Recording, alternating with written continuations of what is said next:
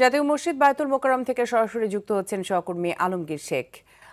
আলমগীর, পবিত্র এই রজনীতে মসজিদে মুসল্লিদের উপস্থিতি কেমন দেখছেন? ধন্যবাদ মিতু। আজ পবিত্র শবে বরাত। শবে বরাত উপলক্ষে রাত যত বাড়ছে ততই বাড়তে শুরু করেছে মুসল্লিদের উপস্থিতি।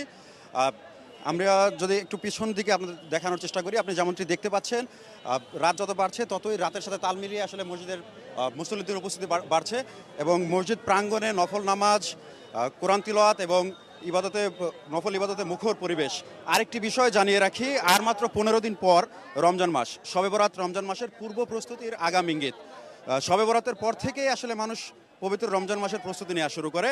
হিজরি বর্ষপঞ্জির শাবান মাসের 14 তারিখ দিবাগত এই রাতে আল্লাহ তাআলা বান্দাদের গুনাহ মাফ করে থাকেন এবং পরবর্তী এক বছরের ভাগ্য নির্ধারণ করে থাকেন, এমন বিশ্বাস মুসলিম উম্মার। এ রাতে আল্লাহর কাছে গুনাহ মাফ এবং কল্যাণ কামনা ইবাদতে মগ্ন থাকেন ধর্মপ্রাণ মুসলমানরা। রাজধানী ছাড়াও দেশের বিভিন্ন জেলায় মসজিদ ও ধর্মীয় প্রতিষ্ঠানে অনুষ্ঠিত হচ্ছে বিশেষ দোয়া মাহফিল। অনেকে আল্লাহর কাছে নিজের গুনাহ মাফ এবং আগামীর কল্যাণ কামনা ইবাদতে মশগুল ছিলেন। আমরা যেটি দেখেছি, বয়স্কদের পাশাপাশি তরুণদের অংশগ্রহণও ছিল চোখে পড়ার মতো। অনেকে পরিবারের সদস্যদের নিয়ে এসেছেন মসজিদে, কেউ কেউ আবার ঘরে বসেই নফল ইবাদত এবং দোয়ার মাধ্যমে রাত কাটাচ্ছেন। শবে বরাতকে কেন্দ্র করে যেন কোনো অপ্রীতিকর ঘটনা না ঘটে, সেজন্য আইন শৃঙ্খলা বাহিনী রয়েছে সতর্ক অবস্থানে। গুরুত্বপূর্ণ মসজিদ এবং আশেপাশের এলাকায় বাড়ানো হয়েছে নিরাপত্তা ব্যবস্থা।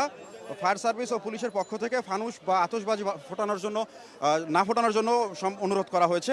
এদিকে শবে বরাত উপলক্ষে অনেকে অসহায় ও দুস্থদের মাঝে খাবার বিতরণ করেছেন। সামাজিক সংগঠন ও ব্যক্তিগত উদ্যোগে চলছে দান খয়রাত। আলমগীর, অসংখ্য ধন্যবাদ।